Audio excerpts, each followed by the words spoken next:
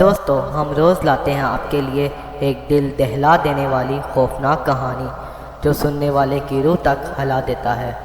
अगर आपको हमारी ये खौफनाक कहानियाँ पसंद आती हैं तो हमारे चैनल खूनी हॉरर स्टोरी को सब्सक्राइब करें और घंटी के आइकन को क्लिक करना मत भूलिएगा ताकि आपको हमारी हर नई वीडियो सबसे पहले मिले। दोस्तों, क्या आपने कभी किसी पुरानी किताब के बारे में सुना है जिसे खोलने वाला गायब हो जाता है? कहते हैं कुछ किताबें ऐसी भी होती हैं जिन्हें इंसान नहीं बल्कि जिन पढ़ते हैं। आए सुनाते हैं आपको एक ऐसी खौफनाक कहानी, जिन्नों की किताब। रात के ठीक 12 बजे का वक़्त था।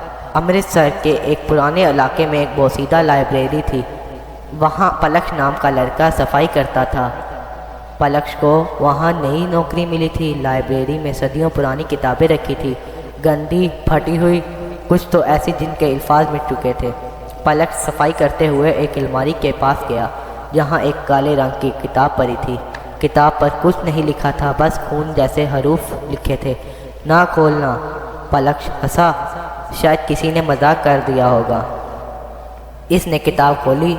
जैसे ही पहला सफ़ा पलटा, कमरे की बत्तियां टमटमाने लगी, हवा चलने लगी और सफ़ों में से सरगोशी सुनाई दी। तुम आ गए हो, आप वापस नहीं जा सकोगे। अगली सुबह पलक की आंखों के नीचे हल्के थे।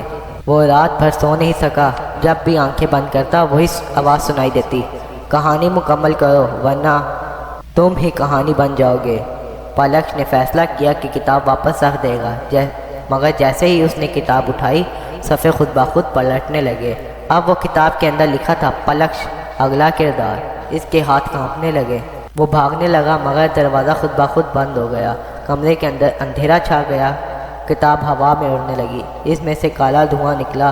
धुआं एक जिन की शक्ल इख्तियार कर रहा था। लंबे बाल, फटे हुए कपड़े, बगैर आंखों के।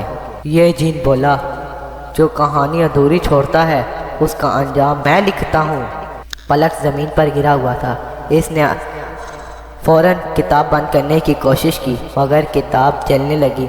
शोलों में वही जिन दिखाई दिया और धीमी आवाज़ में बोला, अब तुम इस किताब का हिस्सा हो।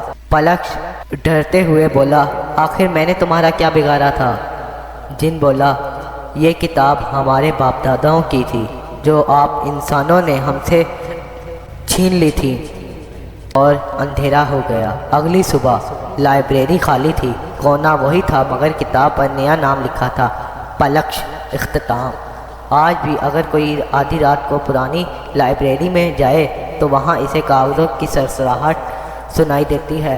कभी किसी के हंसने की आवाज़ तो कभी किसी के रोने की आवाज़। कहते हैं जिन्नों की किताब अभी भी वहीं रखी है, बस इंतज़ार कर रही है नए किरदार का। दोस्तों, अगर आपको किसी पुरानी जगह पर कोई पुरानी किताब या अजीब चीज़ नज़र आए तो उसको मत छूना, क्या पता कहानी तुम्हारे लिए ही हो। अगर आपको ये कहानी डरावनी लगी तो हमारे चैनल को सब्सक्राइब करें ताकि आपको खौफनाक और पुरअसरार कहानियाँ आपको सबसे पहले सुनाई दे, क्योंकि कुछ कहानियाँ सुनने के लिए नहीं बल्कि जानने के लिए होती हैं।